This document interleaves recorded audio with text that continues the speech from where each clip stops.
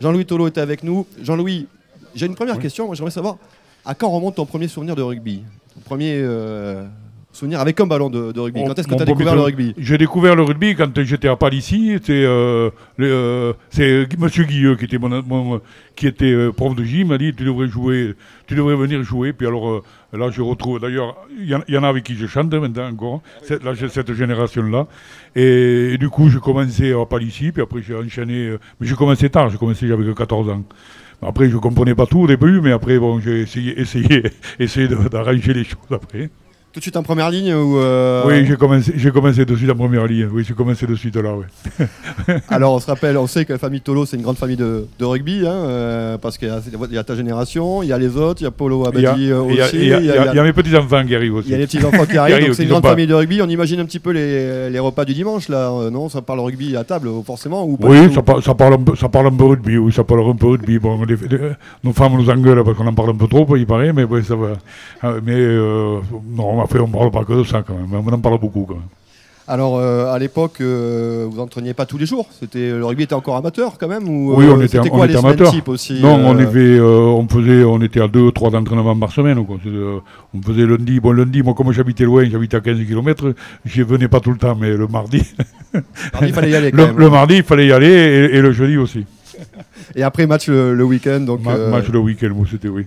Alors c'est l'occasion de remonter un peu le temps aussi, se rappeler aussi que cette terre de Lot-et-Garonne, terre d'agriculteurs, terre rurale, oui. Tu étais agriculteur, tu es maire aussi. J'étais agriculteur, d'ailleurs on était champion de France, la première ligne, on était tous les trois agriculteurs avec Jean-Louis Dupont. Avec Jean-Louis Dupont et Daniel. Et Daniel, on était en 82, on est tous les trois agriculteurs. C'était beaucoup de joueurs première ligne quand même, donc vous connaissez encore, vous fréquentez encore oui, je crois qu'on ne passe pas une semaine ou 15 jours sans s'appeler toujours.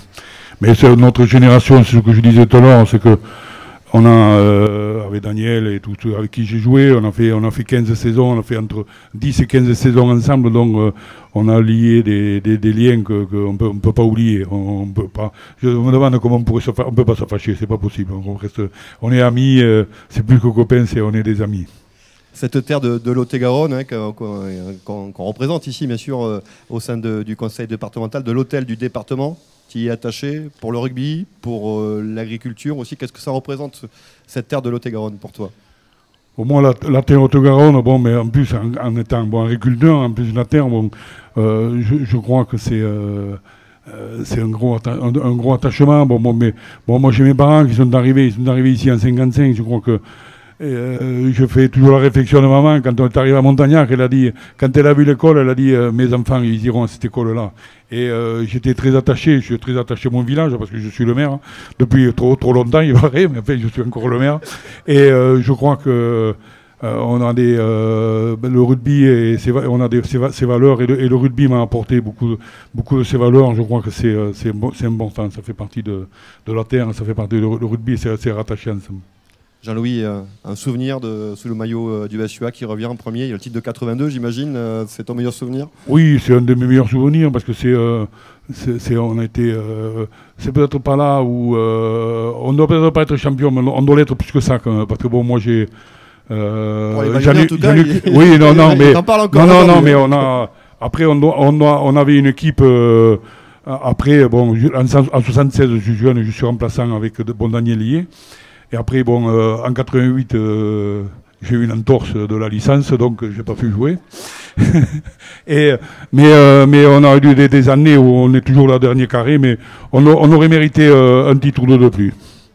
Quel regard tu portes sur le rugby d'aujourd'hui, qui a beaucoup changé quand même? Tu le suis avec intérêt encore ou non, c'est le même sport? Le rugby, bon, ça a évolué, le rugby a évolué parce que bon... nous, on a eu la chance, que je me répète souvent, d'avoir joué 10 ou 15 saisons ensemble, de faire un noyau. Maintenant, c'est un peu plus compliqué pour les joueurs de lier des gros liens parce que ils font pas 10 ans ou 15 ans, c'est rare. C'est pour ça que c'est un peu plus compliqué. Mais le rugby a évolué, c'est plus le même. On a joué au rugby, maintenant un autre rugby, et ça fait partie de la vie. Merci à Jean-Louis Tolo. Daniel Dubroca, on va te donner le micro, on peut applaudir Jean-Louis pour tout ce qu'il a fait, bien sûr, pour le SUA, tout comme Daniel Dubroca. On parle du lien avec le département. Daniel, voilà, toi tu es né au Confluent, à Aiguillon. Installé à Sainte-Bazeille, joué à Agen, un enfant de Lot-et-Garonne, pur produit. C'était dur de remonter à contre-courant. Oui, bon. T'as suivi la Garonne par contre, hein, t'es pas allé. Non, qu'est-ce que ça représente le Lot-et-Garonne justement pour toi? C'est un peu notre fil rouge aussi, cet attachement. Personnellement, j'ai toujours été bleu et blanc depuis 1970, donc ça fait quelques années maintenant. Ça a été 45 ans, je crois, non-stop, entre ma période de jeunesse ici et jusqu'à la période de dirigeant. Donc ça fait pas mal. Oui, le Agen et le Lot-et-Garonne, pour moi, c'est indissociable. C'est un terroir, et un terreau très fertile à tous les niveaux. Je crois qu'on a connu des périodes faramineuses. C'était un titre tous les 5-6 ans. C'était une finale tous les 2 ans déjà. Une finale tous les 2 ans. On n'avait pas la chance de le gagner chaque fois, mais donc ça veut dire que c'était un pays de rugby, un pays qui avait des hommes qui pour moi c'est très important. L'amitié, le respect, l'engagement, tout ça sont des mots qui sont des mots forts, qu'il ne faut pas galvauder, parce que ça représente des valeurs qui ont été des valeurs qui sont miennes, mais qui ont été partagées avec tout un tas de joueurs et un groupe qui a profité pendant des années de cette embellie. On ne nous a jamais rien donné, on s'est tout gagné. Même si quelquefois on a pu comprendre que Ferras arbitrait, mais bon, paix à son âme. Il paraît. C'est pas lui qui gagnait les matchs, non. C'est pas lui qui poussait à mêler, c'est pas lui qui sautait en touche, donc je crois que non, mais c'est une période très belle qu'on a vécue et toujours amenée avec cette notion de terroir et ce département qui est un département très, très, très cher à notre cœur. Quand on a préparé les petites vidéos qu'on a vues tout au long de l'après-midi, tu me disais qu'il y avait des images qui nous marquaient quand on arrivait au stade, dans le bus, pour les matchs importants, il y avait des plaques d'immatriculation de tous les départements alentours. C'était vraiment... Je montais toujours devant dans le bus et je voyais en arrivant des plaques 46, 82, 24, 32, 33. On avait même des Charentais, on avait un noyau de supporters charentais qui descendaient à chaque match. Donc c'était... On a mené du monde, mais je pense qu'il nous le rendait bien avec toujours de l'engouement au niveau des supporters. Je demandais à Jean-Louis son premier souvenir avec un ballon ovale. Toi aussi, quand ta première découverte Je crois que quand on a 22 ans et qu'on a la chance de pouvoir soulever le bouclier de Brennus, ça restera toujours un merveilleux souvenir. Ton meilleur souvenir, c'est 76 alors, parce qu'il y a eu 3 titres de champion de France, c'est le premier, oui, donc 76. 76, le premier, c'est à 22 ans, et tu te dis, bon, c'est bon, l'année prochaine, on va refaire, l'année d'après aussi. On voyait les Biterrois qui, tous les ans, étaient champions de France, et puis, ou tous les 2 ans, et puis ils sautaient une année. On dit, c'est facile à faire, on va ça le faire. Et puis, il a fallu attendre 6 ans pour y revenir, quoi. On parle aussi de la Coupe du Monde, Daniel, parce que tu as participé à la première Coupe du Monde, 1987. Ouais.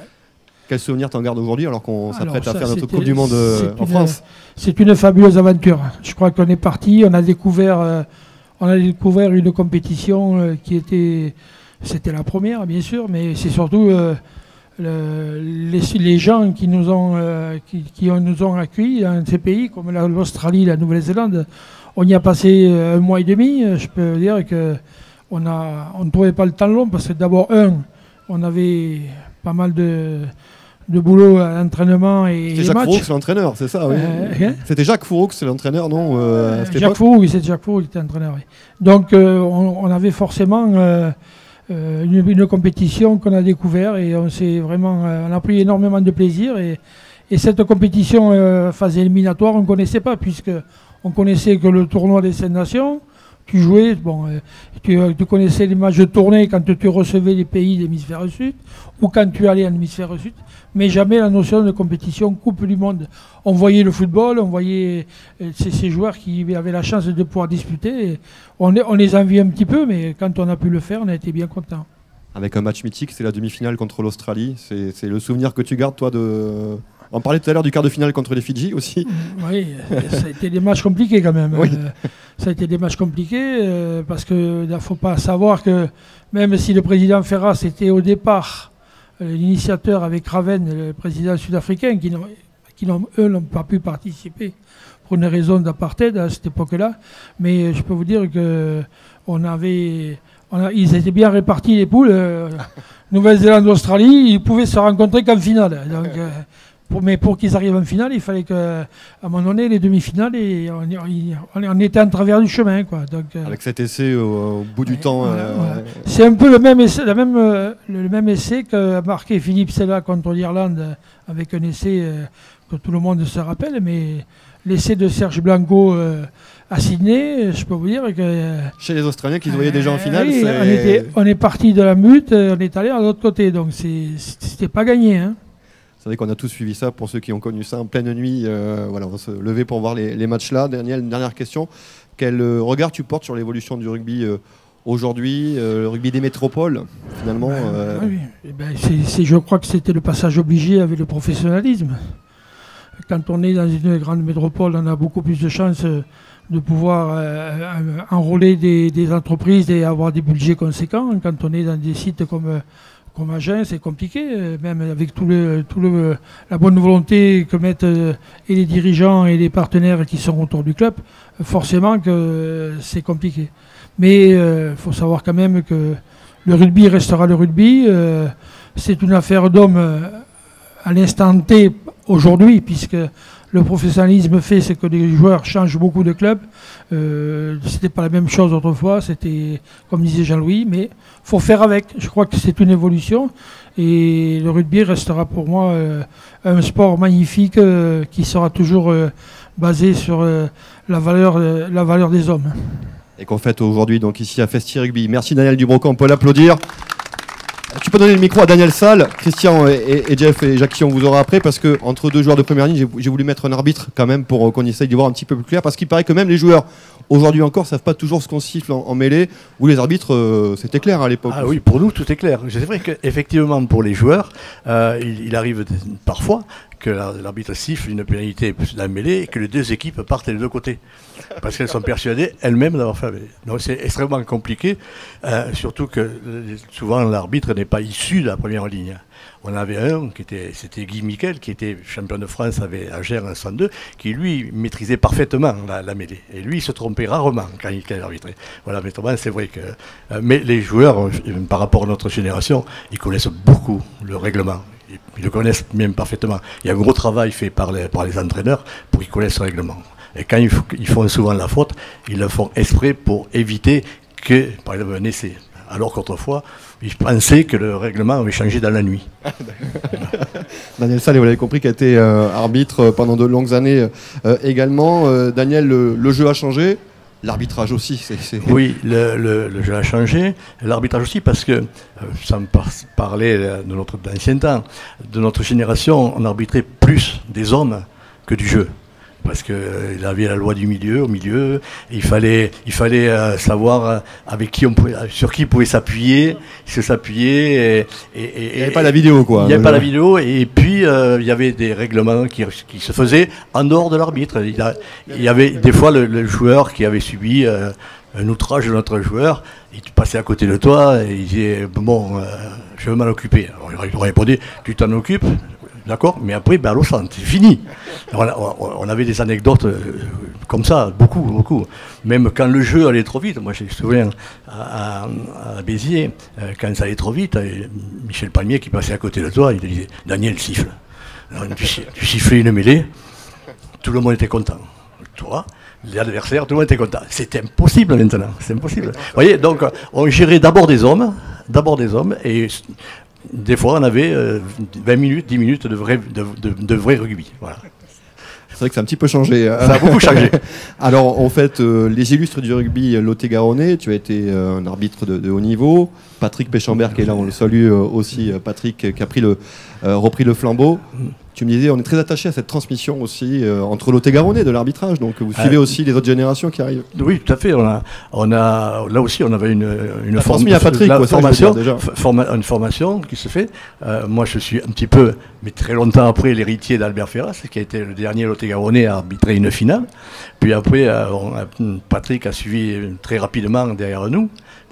Mais il y a une école de l'arbitrage, il y a une formation d'arbitrage, parce qu'on devient. Autrefois, on pouvait devenir arbitre au hasard. Maintenant, c'est impossible. Impossible. Il y a un suivi, il y a une détection, comme pour les joueurs. La fédération a mis un canevas pour détecter les pépites des joueurs, et chez nous aussi, un canevas pour détecter les pépites de l'arbitrage. Et cela porte ses fruits, parce qu'il suffit de regarder l'âge maintenant des arbitres au plus haut niveau, ils sont issus d'une détection. Alors il y a tous les ans de nouvelles règles pour faire évoluer le jeu. Hein. Finalement, le guide de l'arbitrage, c'est un peu comme le code du travail. Hein. C'est un peu compliqué. Au bout d'un moment, il y a tellement de règles qu'on s'y perd un peu. En tout cas, nous qui suivons même attentivement le rugby, il faut encore en faire d'autres, tu penses, pour faire évoluer le jeu, ou là on a atteint quand même la limite? On a eu le 50-22 il n'y a pas longtemps. Je pense pas que ce soit les règles qui feront faire évoluer le rugby. C'est la pratique de la règle. C'est l'esprit de la règle. Voilà, la règle existe déjà, mais voilà. Oui, mais il est pas par moment, il est un peu galvaudé, quoi. Et je dis, il faut pas que l'arbitrage devienne trop technique. Il faut lui laisser cette part de poésie dans l'arbitrage. Oui, il en faut une part de Christian, poésie. il n'est pas d'accord. Si, une part de poésie, parce que ça fait partie de la glorieuse incertitude du sport. Hein, le temps, le terrain, le rebond, il faut accepter qu'il y ait une certaine poésie dans l'arbitrage. Merci Daniel Salle, on peut l'applaudir aussi, et Patrick Pechenberg. Christian, Christian Longtemps qu'on peut applaudir aussi. Si les rimes sont bonnes, si le sonnet et les strophes sont bonnes, pourquoi pas? Pourquoi pas? T'as un petit quai quand même sur les arbitres.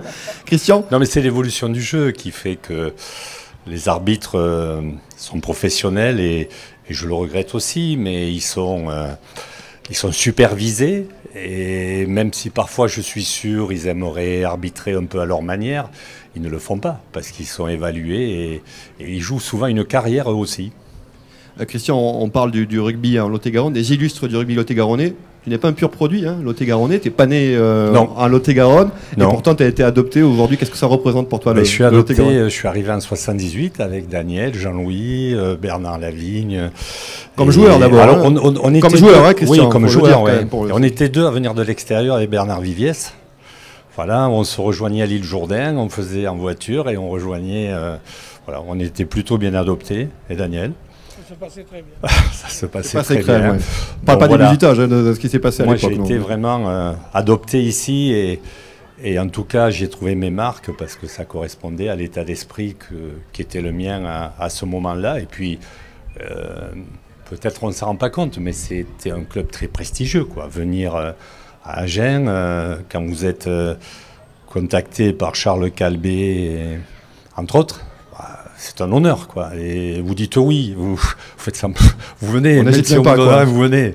Et donc oui, Agen était tellement un club de renommée que c'était un honneur que d'y venir, et on réfléchissait pas, quoi, même si on était toulousain. Le jeu à la jeunesse, dont on parlera un peu avec Jackie, et incarné par Charles Calbet, le connétable. Justement, ça s'est resté inscrit dans tes gènes après quand tu es devenu entraîneur aussi, oui, notamment à Agen et ailleurs, hein, même à Bayonne. Non, mais c'était déjà j'étais en troisième ligne, plus coureur que batailleur, donc forcément j'étais marqué par cet esprit-là. Mais il n'y a pas de grandes équipes sans de grands avants. On peut parler du jeu à la genèse, ça a toujours été des gros paquets d'avants qui faisaient que les trois quarts pouvaient exprimer tout leur talent. Si ce n'est qu'à Agen, il y avait des avants mobiles qui n'étaient pas toujours le cas dans cette période-là. Le rugby n'était pas modélisé. Aujourd'hui, je dirais, allez, toutes les équipes à quelque chose près jouent le même rugby. C'était encore une époque, Daniel, où voilà, on rencontrait Bordeaux, on rencontrait Toulouse, on rencontrait Bayonne, Michel Serres le disait très bien, d'ailleurs, Michel Serres, le philosophe, disait, voilà, l'équipe de rugby correspond au caractère de la région. De la région, bien sûr. Les rugueux de l'Est, du Sud-Est. Et donc c'est un gros paquet d'avants à Agen, mais avec, pour l'époque déjà, des avants qui étaient mobiles et qui pouvaient donner beaucoup de soutien aux trois quarts, où effectivement il y avait du talent. Christian, tu as été l'entraîneur de la dernière finale, c'était le top 16, hein, je crois, à l'époque, en 2002. Top 16, top oui. 16 déjà. Cette finale, elle est encore en tête. Pour certains, on l'a revue pendant le Covid, quand ils ont rediffusé. Tu l'as revue cette finale ou pas? Je ne pensais pas qu'on parlerait de ça. Est-ce que tu l'as revue Non, cette finale? Non, en fait, je l'ai revue pendant le Covid, où j'ai un copain qui m'appelle et qui me dit, bon, un copain récent, et qui me dit, mais tu étais à Gênes à cette époque-là, et ma femme me dit, tiens, dis à mon père. Puis à la mi-temps, je suis allé. Je me suis rendu compte que je le connaissais par cœur, le match. Ouais. Malheureusement, à 2 minutes de la fin, en le regardant, je ne savais même pas comment on pouvait le perdre. Et on l'a perdu. Donc, moi, c'est mon plus mauvais souvenir. Et ça reste mon plus mauvais souvenir. C'est un goût d'inachevé parce que je crois que c'était le moment où ça aurait fait beaucoup de bien à Gênes de gagner ce titre-là. Et c'est d'autant plus dommage qu'il y avait eu vraiment une aventure humaine formidable. Et je rejoins ce que disait Jean-Louis. Il n'y a pas de grands résultats sans les hommes, comme disait Daniel, et sans que les hommes se réunissent autour d'un projet et la volonté de le faire ensemble. Voilà. Et là, c'était le cas. On avait des jeunes joueurs, des joueurs vraiment avec beaucoup de qualité. Et puis voilà, c'est une finale que l'on a perdue, mais qui reste vraiment ancrée dans ma mémoire. Je ne voulais pas remuer les mauvais souvenirs, mais je terminerai avec toi, Christian, sur ce regard que tu peux porter aussi, comme on le disait tout à l'heure, sur l'évolution de notre sport pour des villes, des clubs comme Agen. Tu connais bien Bayonne aussi, ouais. Perpignan. Aujourd'hui, des bastions historiques comme Agen ou autres. Est-ce qu'à terme, on pourra quand même rêver un jour de revenir à haut niveau, ou est-ce que c'est un rugby qui est... Non, mais rêver et être poète, il faut. On rêve un peu, là. Mais bien sûr, parce qu'il faut toujours avoir une ambition. Mais bon, Jeff en parlera, Daniel en a parlé. Ça devient très, très, très, très complexe parce que ces grandes métropoles ont, je dirais, pratiquement même plus de moyens qu'on leur laisse avoir à cause de la salary cap. Mais ils pourraient avoir des moyens illimités. Donc, c'est savoir au niveau de la gouvernance du rugby ce qu'on veut faire de notre rugby. Mais on ne pourra pas échapper à ça. Maintenant, voilà, il faut faire preuve d'imagination, de rassembler les hommes, mais je crois qu'il faut toujours avoir cette volonté de revenir au plus haut niveau. Déjà être au plus haut niveau de la Pro D, de gagner un titre, monter. Je crois que des villes comme Agen, Bayonne, Perpignan, Brive, le jour où on monte, il ne faut pas en faire un traumatisme si ça redescend. Il faut le vivre sereinement, il faut en faire un vrai projet. Au fond, c'est qu'une défaite, il faut recommencer, il faut, voilà, et puis laisser le temps de la construction. On est tous conscients que ce sera très difficile, mais en tout cas, il ne faut pas s'en priver. Parce que s'il n'y a pas cet enjeu permanent, on se prive de l'essentiel. Merci à Christian Lantin qu'on peut applaudir. Merci à vous. Jean-François Fontenot conclura, mais Jackie Laurent est avec nous. On a la chance d'avoir Jackie, parce qu'on parle des illustres du rugby. Mais si, mon cher Jackie, oui. Bon, il y a tellement de casquettes, je ne saurais même pas laquelle. À côté d'eux, je ne brillais pas trop, mais enfin, bon... Jackie, bien que je les ai connus quand même en culotte courte, hein, tous les deux. Hein, tu les as vus arriver. Ouais. Tu as tellement de casquettes, Jackie, très proche évidemment d'Albert Ferras. Pas Daniel. Attention, il a plein de dossiers, Jackie. Non, il a dit j'ai des anecdotes. Il s'arrêtera là. J'en ai autant. Bon, très bien, alors, partout la balle au centre. Jackie, puisqu'on parle de la Coupe du Monde qui arrive en France dans quelques semaines maintenant, on l'a dit, Daniel l'a dit, Albert Ferras a été le grand artisan de la première Coupe du Monde. Tu te rappelles un peu de cette période, toi, qui étais très proche. Absolument. Je voudrais juste rappeler un petit oubli tout à l'heure quand tu as parlé avec Daniel de la première Coupe du Monde. Tu as oublié Jean-Louis Tolo. Qui a fait contre le Zimbabwe, une sélection. Qui était aussi, bien sûr, il faisait partie des 5 Agenais qui étaient à la Coupe du Monde 1987. Voilà. C'était une parenthèse que je voulais rappeler. Tu as bien fait de le rappeler. Je voulais rappeler. Jackie, pour ta rigueur. Oui, on peut. Je crois qu'on peut les applaudir, effectivement. Les applaudir, oui. Bravo. Mais rappelle-nous comment Albert Ferras s'est battu pour cette Coupe du Monde aussi, parce que alors, il se trouve qu'Albert Ferras, effectivement, avait déjà, lorsqu'il a été enfin admis à l'International Rugby Board, un jour, il était arrivé et il y avait un sujet de discussion sur le développement du rugby mondial. Et beaucoup de représentants de fédérations se posaient des questions, comment on va faire. Et alors Albert dit, vous savez les gars, moi j'ai cogité à un projet de Coupe du Monde. Et là, il y a un Anglais qui a pris la parole et qui lui a dit, c'est bien Albert, continuez à cogiter. Et comme ça, ils l'ont envoyé dans les vestiaires pratiquement. Et puis, quelques années après, évidemment, ce sont des Anglais qui ont proposé un projet de Coupe du Monde. Et là, avec l'aide des pays du Sud, surtout la Nouvelle-Zélande et l'Australie, il y a eu quasiment un accord général pour créer cette Coupe du Monde de 87. Mais attention, elle avait été décidée pour une seule fois, parce que certains avaient dit, parce qu'il y a des risques de dérive dans cette compétition. Et quand on y réfléchit un peu, d'un peu plus près, on s'aperçoit que 1995, en Afrique du Sud, ça a été le déclenchement de la fameuse dérive, puisque la Coupe du Monde a eu lieu en mai-juin 95, et qu'en août 95, l'International Rugby Board a décidé que le rugby n'était plus amateur, qu'il pouvait être professionnel. C'est donc la Coupe du Monde, effectivement, qui a déclenché l'arrivée du professionnalisme dans le rugby. Et c'était le fameux risque de cette dérive que certains membres de l'IRB avaient pressenti avant de décider de la Coupe du Monde de 87. C'est-à-dire le lien entre la politique et un événement comme la Coupe du Monde. Et quand tu parles de l'Afrique du Sud, oui, on parle un peu des illustres et d'Albert Ferras, il faut se rappeler tout ce qui a été fait grâce au rugby contre l'apartheid. Mais bien évidemment, et alors on va reparler d'Albert, mais je voudrais aussi rappeler qu'en 87, il ne faut pas oublier, c'est terrible, l'équipe de France battue à Auckland, à l'Eden Park d'Auckland, par la Nouvelle-Zélande, Daniel s'en souvient mieux que moi, qui remet le premier trophée William Webb Ellis en jeu, le président de l'IRB, qui était cette année-là Albert Ferras. Autrement dit, c'est le président français qui a remis à David Kirk le trophée William Webb Ellis. Et malheureusement, cette situation s'est répétée en 2011, lorsque la France, battue à l'Eden Park, encore une fois, d'un point, 8-7, rappelez-vous. Eh bien, c'est Bernard Lapassé, qui nous a quittés voici peu de temps et pour qui j'ai une pensée, bien évidemment. C'est Bernard Lapassé, président de la Fédération française de rugby, qui a remis le trophée William Webb Ellis à Richie Mako. À Genet aussi. Et à Genet, bien sûr, champion de France junior en 1967, avec les juniors Rachel du Sporting Union à Genet. Donc, vous voyez comme quoi l'histoire est un éternel recommencement. Jackie, on parle du lien avec... Vas-y Christian, bien sûr. Il peut nous sauver parce que, si je comprends bien, si un président français remet la Coupe du Monde, on ne la gagne pas. On sait cette année que ce n'est pas Bernard Laporte qui la remettra. Je vois un espoir pour la Coupe du Monde. Enfin. Je vois que tu lis l'actualité, c'est bien. Donc celui qui la remettra, c'est Bill Beaumont, qui est actuellement président de World Rugby, puisque ça a changé de nom entre-temps, l'International Rugby Board étant devenu World Rugby. Voilà. C'est de bon augure. Merci Christian. On y croit maintenant, vraiment. Voilà. Oui, on y croit. Oui, c'est vrai qu'un Anglais remettant le trophée William Webb Ellis à un Français, ça aurait de la gueule. Hein. Je trouve que ça aurait de la gueule. Surtout avec la victoire qu'il y a eu cette année à Twickenham. Bon, tout à fait. Le lien entre Albert Ferras, parce que Albert Ferras, il a parcouru le monde, toi aussi d'ailleurs, mais on revenait toujours ici en Lot-et-Garonne. Oui, Albert était un Lot-et-Garonnais. D'abord, il était né à Tonnes et il a joué à Marmande. Il ne faut pas oublier qu'il a joué à Marmande. Et tout à l'heure, nous avions... il est parti peut-être. Gilles Bertrand. Gilles, oui, il est là-bas. Il est là-bas au fond, voilà. Gilles, bien évidemment, tu le sais...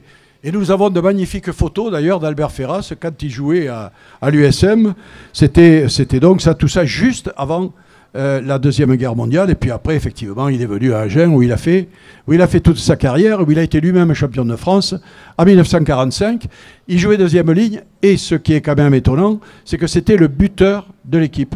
Albert Ferras transformait les essais et tirait les coups de pied de pénalité. Je connais même un pilier qui était buteur, moi. Daniel, tu as connu un pilier buteur.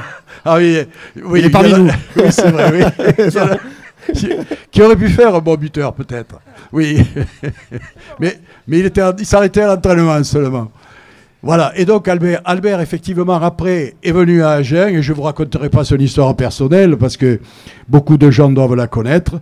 Mais il a joué très vite à Agen. Et lorsqu'il a arrêté sa carrière, il a fait de l'arbitrage. Et comme disait Daniel, il a arbitré une finale du championnat de France à Bordeaux. C'était le match Racing Mont-de-Marsan. Mont-de-Marsan où Pierre Lacroix jouait, d'ailleurs. Il jouait encore à Mont-de-Marsan, Pierrot, en 59, avant de venir nous rejoindre ici à Agen. Et puis après, 1966, élu... non, pardon, ouh là là, je vais trop vite. 63, il devient président du Sporting Union à Genet. Il a donc à ce titre de président, mon cher Jeff, et je te le souhaite, 2 titres de champion de France en 65 et en 66. Et puis en 66, c'est la grande aventure fédérale. Il devient président de la fédération.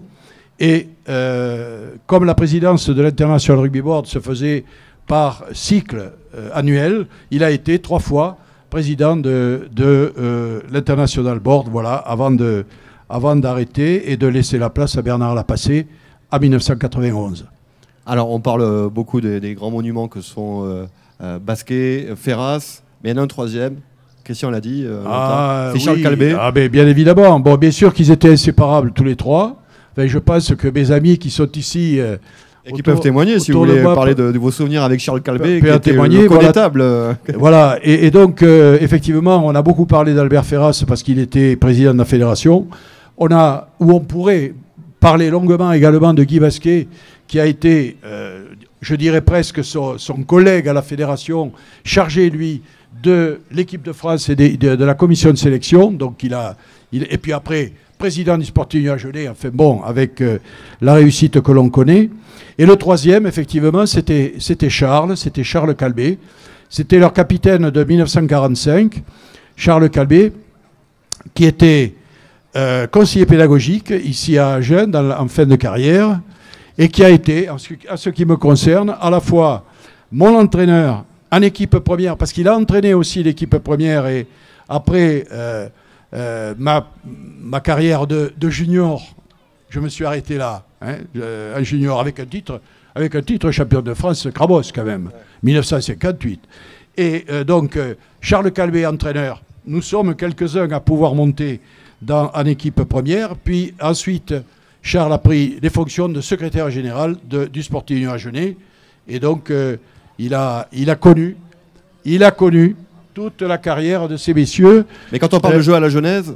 Et le jeu à la Genèse, c'était Charles Calbet, évidemment, qui avait favorisé en son temps la création de l'école de rugby du Sporting Union Agenais. Ça a été une des premières en France à être créée. Il ne faut pas oublier que sous Ferras, le championnat de France cadet a été inventé, entre guillemets, que l'organisation du rugby français avec, pour les grands clubs du moins, l'équipe première, l'équipe réserve, les juniors, les cadets, tout ça était obligatoire évidemment, et que petit à petit le Sporting s'y est retrouvé là-dedans, puisque très rapidement il y a eu des titres. Je parlais tout à l'heure du titre de champion de France Réchel avec les juniors de 67. Il y avait eu l'équipe réserve champion de France 2 ans avant en 65. Cette année-là, 3 titres de champion de France, 1965. Première, réserve, cadet, les cadets de Charlie Nieussel, pour ceux qui s'en souviennent. Et donc c'est cette école-là que Calbet a développée, parce qu'il ne s'occupait pas que de l'équipe première, bien évidemment, au sein du club. Il suivait aussi de très près la formation, école de rugby, cadet, junior et réserve, bien sûr. Voilà comment le Sporting Union Agenais a écrit ces plus belles pages de son histoire, mais qui ne sont pas terminées, mon cher Merci. Jeff. Mais il te reste à toi maintenant à écrire les futures pages du Sporting Union Agenais. Merci. Jeff, merci Jackie. On a l'âge d'or hein, du rugby, voilà, les années 60, les années 80.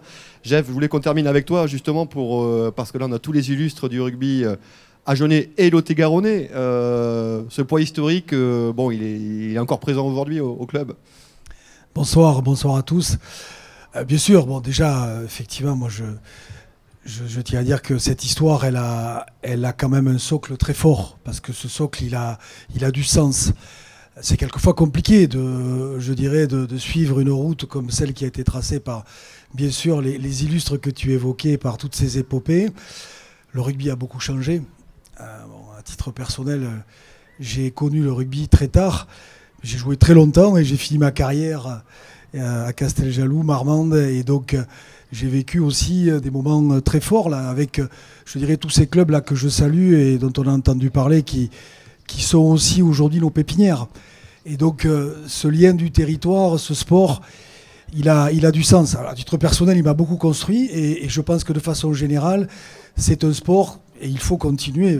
Et je ne sais plus si c'est Daniel qui le disait, ou toi Christian, mais toujours est-il que ce sport, c'est un sport qui est fait aussi d'hommes et il y a de l'engagement, il faut de la connexion, il faut que les gens fassent les choses ensemble.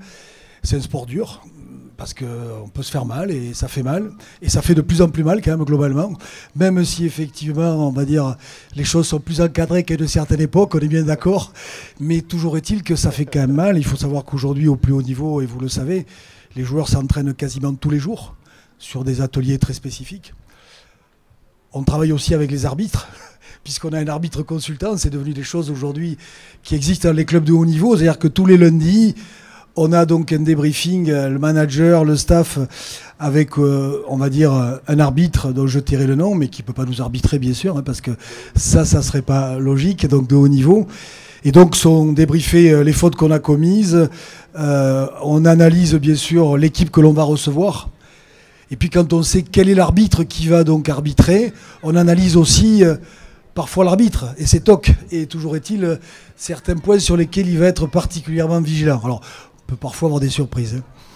Après, s'agissant de l'arbitrage, alors je le dis parce que c'est une anecdote quand même intéressante, mais je sais que bon, il y a 4 ans ou 5 ans de ça, je crois que c'était, je sais pas où, un match où on recevait Clermont-Ferrand, on avait perdu, ça avait été dur pour Clermont de nous battre, mais on avait perdu. Et à l'issue du match, j'avais trouvé que l'arbitre n'avait pas été très impartial. Et donc j'avais été saluer les arbitres quand on les reçoit à l'issue de la rencontre. Et puis il y en avait un délégué là que je ne connaissais pas et qui m'a dit écoutez, calmez-vous parce que vous avez spolié le rugby français avec Ferraz pendant 30 ans.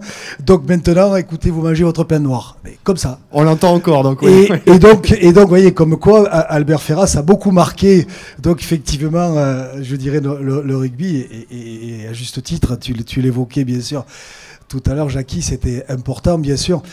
Et c'est pour ça que j'ai pas voulu qu'on fasse un musée dans le stade.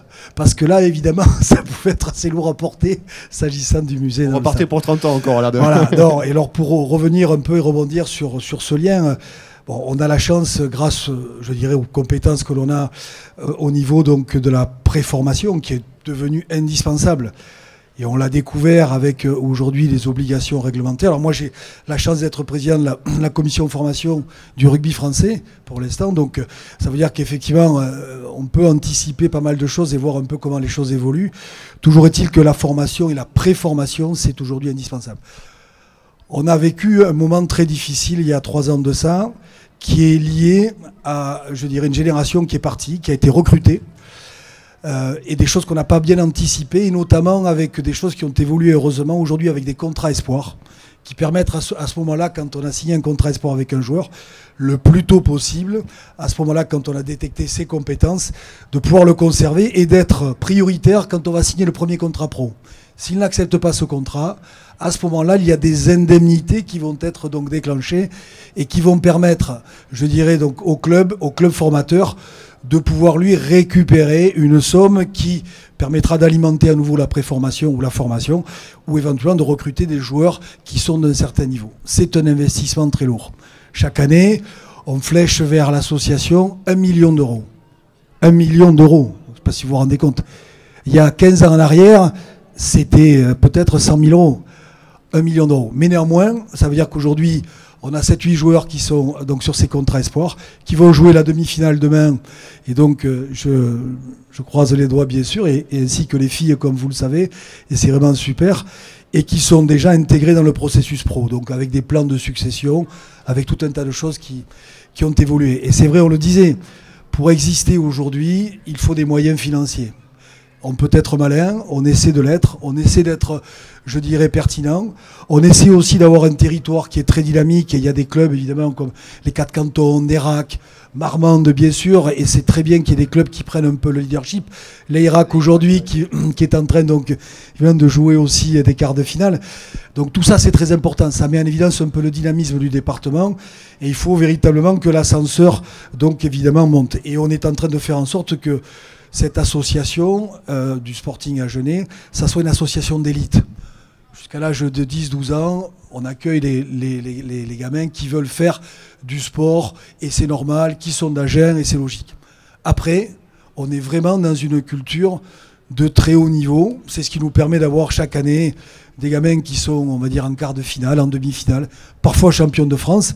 Et ça, c'est indispensable. Et ce qui nous permet d'être, je dirais aujourd'hui, un petit peu en avance. Alors, on a vécu une période très difficile. Je ne vais pas revenir dessus, mais cette période difficile, elle est liée à 19 jeunes qui sont partis quasiment en 2 ans et qui constituent un peu cette colonne vertébrale de notre équipe. Nous, on ne peut pas forcément aller chercher des joueurs qui vont coûter 30 000 euros net par mois, parce que ça existe, hein, on est bien d'accord dans le rugby. Mais il faut qu'on aille chercher des gamins qui sont en capacité donc de rester, et c'est un investissement, mais de constituer effectivement cette équipe, cette âme, cette dimension, et ça doit exister.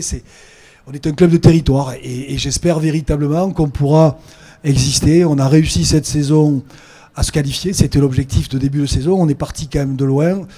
On a bien senti que les plus motivés, c'était sûrement les supporters, le manager et moi. Les joueurs, on a senti que globalement, ils n'avaient surtout pas envie de gagner. Alors, c'est inconscient, hein, mais la peur de se retrouver dans une situation comme ils ont, pour certains d'entre eux, vécu. Et ça, c'est quand même très compliqué. C'est ce que... Ils ne sentaient pas prêts pour retrouver le top 14, c'est ça que tu as dit. Alors, je crois pas. Avec le traumatisme d'il y a quelques années. Je crois pas. Donc tout ça, même s'il y avait que 30 ou 40% des joueurs qui ont vécu, ou 30% de cette situation difficile, voilà, donc voilà, il faut... Et aujourd'hui, ce qui est super, c'est que ce sont les jeunes qui, pour certains d'entre eux, vont jouer cette demi-finale demain contre le Stade Toulousain, qui ont amené le plus de fraîcheur et qui ont amené un peu cette dimension et cette volonté qui, eux... Voilà, n'ont pas tout ça derrière eux et ils avancent, ils se posent pas de questions. Donc je suis ambitieux pour notre club. Je sais que voilà, le territoire est là, il y a des choses qui évoluent, mais évidemment on a besoin de pouvoir, on va dire, élargir les moyens. Il faut quand même savoir que nous sommes passés d'un budget qui était à 9 millions d'euros, 8 millions d'euros il y a quelques années en arrière, à 14 millions d'euros. Alors, ce sont des charges, hein, mais c'est quand même significatif. Et ça veut dire que pour exister, il y a un seuil, et Christian pourra en parler avec moi, il y a un seuil minimum pour exister au-dessus et au plus haut niveau. Et heureusement qu'il y a ce salary cap qui existe. Parce que le salary cap n'existerait pas, c'est-à-dire qu'il y a une obligation, donc on ne peut pas dépasser de certaines sommes pour la masse salariale joueur. S'il n'y avait pas ça, il y aurait 2 ou 3 PSG, ou il y aurait un PSG et le problème serait réglé. Donc, dans le rugby, il y a quand même cette dimension-là. Jackie, tu le sais, elle a quand même vraiment du sens. Voilà, donc je pense qu'on peut vivre de belles émotions. Et puis notre objectif est cette préparation de l'intersaison, elle va être focus un peu sur le territoire. C'est une volonté de Bernard Gouta, véritablement, parce qu'il a aussi cette identité chevillée au corps. Vraiment reconquérir notre territoire et puis reconquérir Armandie, parce que on est quand même sur une approche, nous, complètement atypique. C'est-à-dire qu'on a perdu 7 fois à l'extérieur et on a gagné 8 fois, quoi. En gros, c'est ça. Meilleure équipe à l'extérieur. Oui. C'est totalement improbable. Ce qui veut quand même dire qu'on a des choses encore à porter, à régler, qui sont pas évidentes. Bon, en tout cas, moi, je remercie évidemment tous les gens qui sont derrière nous, et je sais qu'il y en a. Je remercie les partenaires parce que il en faut, et donc je pense qu'on peut vivre encore de très belles histoires. Et on en a vécu aussi grâce à toi, parce que c'est vrai qu'on a réussi à se maintenir pendant quelques saisons avec un budget qui n'était pas... C'était un exploit, hein, quand même, il faut le rappeler, hein, se maintenir pendant quelques saisons top 14. Oui, alors juste pour faire... conclure, hein. Par rapport à conclure, on est resté 3 ans en top 14 avec un budget de 11 millions d'euros hors taxes, alors que globalement, les équipes étaient en moyenne à l'époque entre 25 et 40 millions d'euros. C'est déjà pas mal, non, mais je pense qu'il faut en avoir conscience. Hein, c'est pas anodin et je ne suis pas sûr que ça se reproduise demain. Voilà l'histoire du rugby agenais et lot-et-garonnais avec toutes ces personnalités, tous ces illustres. Merci. On peut les applaudir très fort. Le fil rouge continue. Voilà. Merci beaucoup. Merci beaucoup à toutes et à tous. Merci. Et donc, on va laisser Jean-Louis aller chanter, hein, parce que c'est pas fini. Jean-Louis, tu as du boulot encore. Le cœur d'homme. Merci à toutes et à tous pour ces tables rondes.